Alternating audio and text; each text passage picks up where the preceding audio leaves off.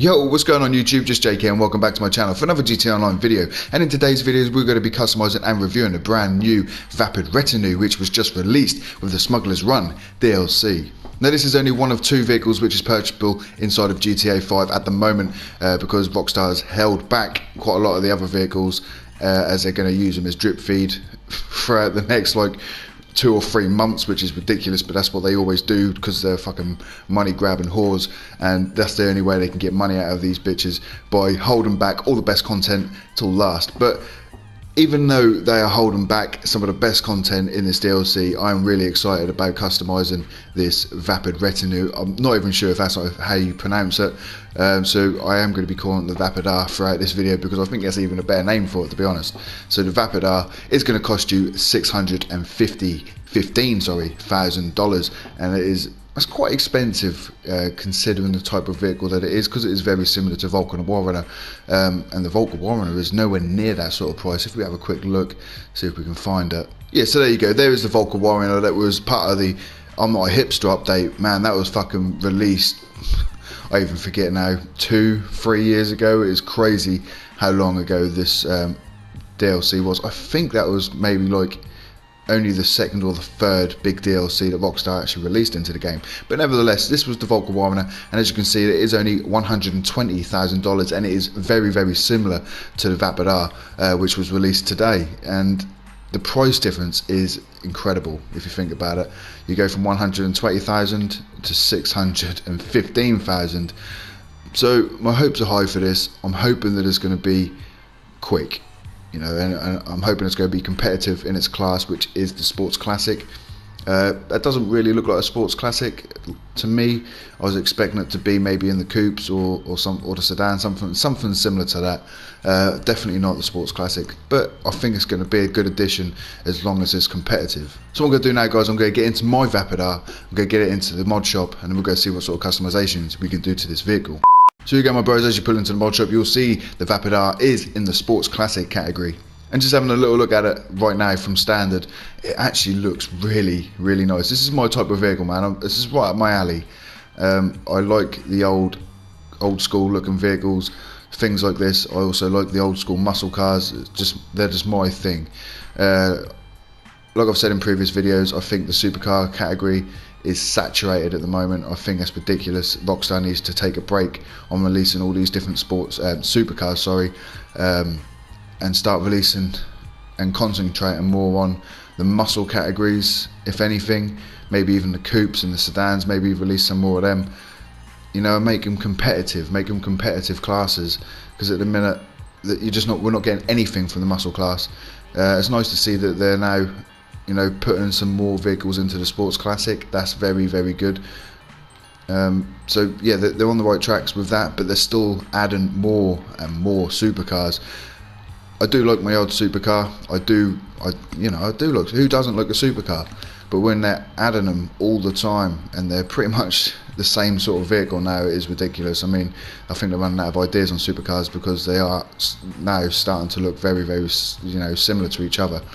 So in my opinion, I think Rockstar needs to take a break on the old supercars, because the only reason they're making them now is because they sell shark cards at the end of the day. So they should find their morals again, take a break on the supercars and start releasing some more old school looking cars, or maybe even some more muscle cars. But with that out of the way, guys, we're going to crack on with this build, and we're going to see what sort of customizations we can do to this Vapid R. So we're going to start with 100% body armor as always, and then we're going to go to the brakes. We're going to get the race brakes, then we'll go to the front bumper. We get a few options. Not overly impressed with these options. That's different, I suppose. I mean, if you want to make it look like a derby car, I suppose you could stick them on there, but I think it ruins the look of the car, in my opinion. I mean, everyone's going to have their own opinion and their different styling.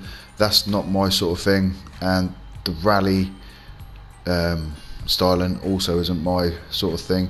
It doesn't look too bad when you remove the front bumper.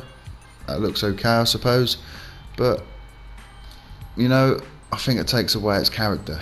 I like it with the front bumper, but I'm not sure of, these rally lights. So I'm going to stay stock for the front bumper. So then we're going to move on to the rear bumper. You only get one other option. It is to delete the rear bumper.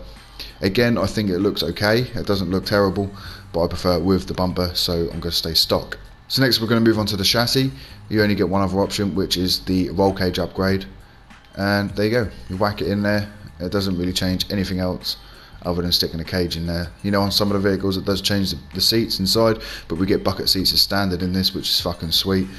So I don't know if I want a roll cage or not, man. I think I will go for a roll cage, because then it kind of gives it that racer look, because I've got the racing seats. So yeah, why not stick the roll cage in there?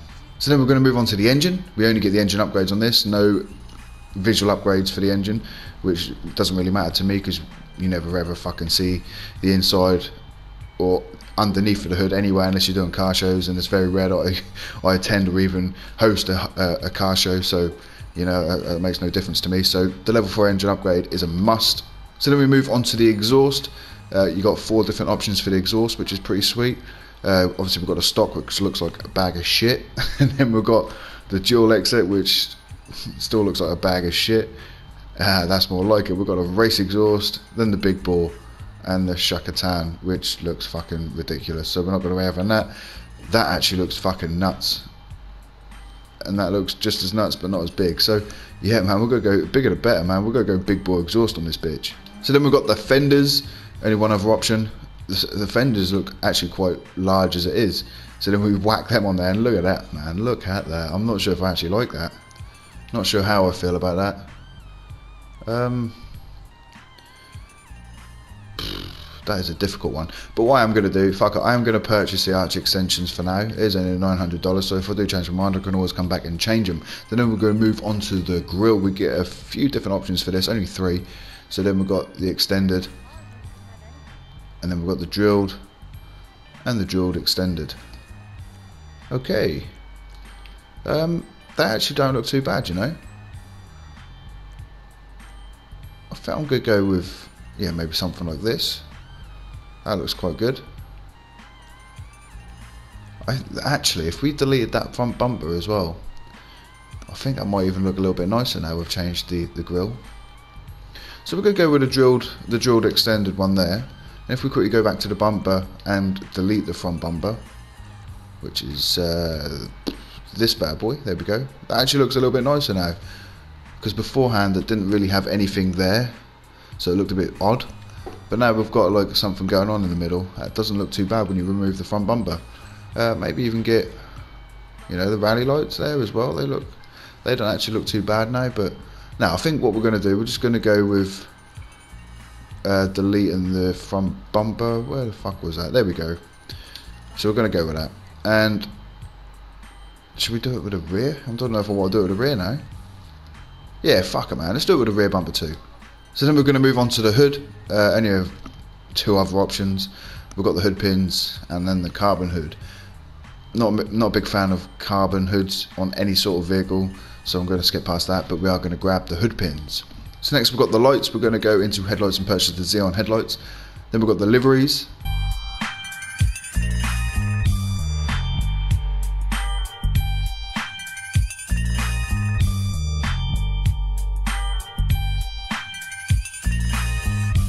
Now, all of them liveries I am actually really impressed with. That is probably one of the best ones there is. I really like the look of that. That looks fucking awesome. And also this double racing stripe as well. That looks fucking sexy. I don't really know what I want to go for. That is also pretty cool. This is my favourite though, I think. But I'm not sure if I want to get you know, over the top in your face livery like this. It does make a good rally car, but I think I'm just going to go for the double racing stripe for now. So then we are going to move on to the respray. We're going to go primary colour, and we're going to stay classic with this bad boy. And maybe I'm feeling like a blue. Let's have a look at the blue. So here we go, I'm in the blues, and none of them are screaming pick me, except for that harbour blue. Actually looks quite good. I think all these blues are a little bit too bright and cheerful for this type of vehicle. That harbour blue actually looks really good.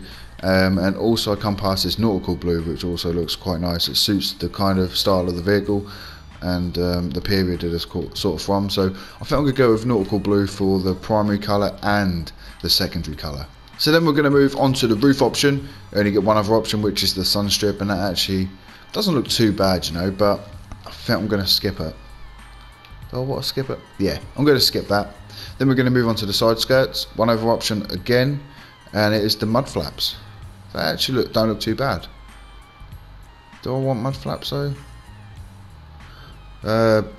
Don't really think. Nah, I'm going to skip the mud flaps. Not a massive fan of them. We are going to move on to the spoiler though, and as you can see, it does add traction. So if you want to use this in races, it is essential that you get a bumper for that added traction bonus. And that low ductile actually looks really good. Not too sure on the high one. The extended look doesn't look too bad. It looks more like a drag bumper. The ductile deck lid, that actually looks pretty nice. That does actually look really nice. I like that, man. That is sweet. No, that looks weird. Yeah, that's my favourite one, man. I really like that. So we're going to go with the ductile deck lid. So then we're going to move on to the suspension. Not really sure, you know, it's personal preference on this, man. I think I actually really like it low. I like it slammed to the ground, and that looks fucking sexy, man. That does look really nice. So I'm going to go with competition suspension. So then we move on to the transmission. We're going to get a race transmission. Turbo, we're going to get the turbo tuning. For the wheels, I actually really like the stock wheels. They look fucking hot as hell. Really nice. The deep dish on them as well, they actually look really good. But I think the only other option really for this type of vehicle is either going to be lowrider muscle or tuner. Well, so here we go, guys. After much deliberation with myself, I have finally made a decision on the type of rims that I will go for. I've gone for these chrome Fairlight rims that I think they actually look really, really nice on this vehicle. They've got a little bit of a deep dish to them, and I think it really suits the type of vehicle that it is. Also here, guys, we'll go quickly go into the tyres. We're going to take a quick look at the tyre design, and that doesn't look too bad, but I'm not a massive fan on tyre print. Yeah, I'm going to leave that as none, but I'm going to purchase the bulletproof tyres. And to finish off this build, as always, you're going to Windows and purchase the light smoke window tint. So there you go, my bros, there is my build on the brand new Vapid R, and that looks fucking sweet. That looks so nice, man. So we go out on the streets of LS and we can take this for a little spin, and you know, like I've already said, man, this vehicle is fucking beautiful, and it's just a shame that it always has to be night time when I bring a fucking brand new build out into the streets. But as you can see, it just looks amazing. It's not going to be everyone's cup of tea, but this is the type of vehicle I like. That looks fucking immense. Old school, turning it into, I don't know, this is just my sort of thing. This is my cup of tea, and I'd rather have, you know, another 5, 10 of these vehicles. Well, not these exact vehicles, obviously, but this type of vehicle, rather than another 10 or 5, you know, supercars. But it is a bit strange how that livery is kind of blurred on the roof. What's all that about? So you pull it up and it's not, but when you go like this, it blurs out. That's fucking strange. I don't get that. That's a bit strange. But yeah, anyway, this vehicle is, you know, fucking amazing. You know, I love the look of it. It doesn't seem that too bad driving it either, to be honest. I mean, if I pull off, it does slide out a little bit, but what do you expect? It's not a supercar, is it? It's not made for traction. It is what it is. But it is in the sports classic class, and by the seams of it, it does, you know, it's pretty quick. It's definitely quicker than the Volker Warrener, that's for damn sure. What the fuck am I doing? Get back on your wheels, son. Yeah, like I said, it is for damn sure quicker than the Volker Warrener. So this is definitely a sportier version of that, and it being in the sports classic category, it's got to be competitive with the best in that category. It's got to be, man. Otherwise, what is the point in this vehicle? It's got to be competitive. But that's a video that we're going to have to wait to find out and see what happens. I have had no sort of confirmation or idea of how quick this vehicle is around a track, so unfortunately I can't bring you that news as of yet. But hopefully when we do hear, it's going to be good news, and then it is competitive, and then maybe it is, you know, the 3rd or the 4th, maybe even the 5th quickest car in its category. But you know, as a summary, it looks awesome. The price isn't too bad considering it is a brand new DLC vehicle in 2017. The customizations is very good. The sound of it is pretty nice, and it is quite quick too for the type of vehicle that it is. So overall, I think this is a very, very good vehicle. Definitely worth a buy. You know, it's only going to cost you what, about $800,000 with fully customized as well, which in today's climate, in GTA 2017 with fucking saturation of supercars and new planes and bunkers and all that sort of stuff, where everything is, you know, overpriced and expensive, I don't think this is too bad. And if you want a new vehicle from a DLC, grab it.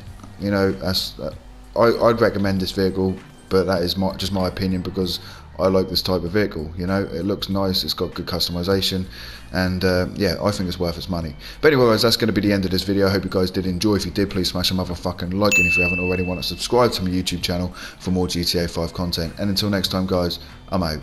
Adios.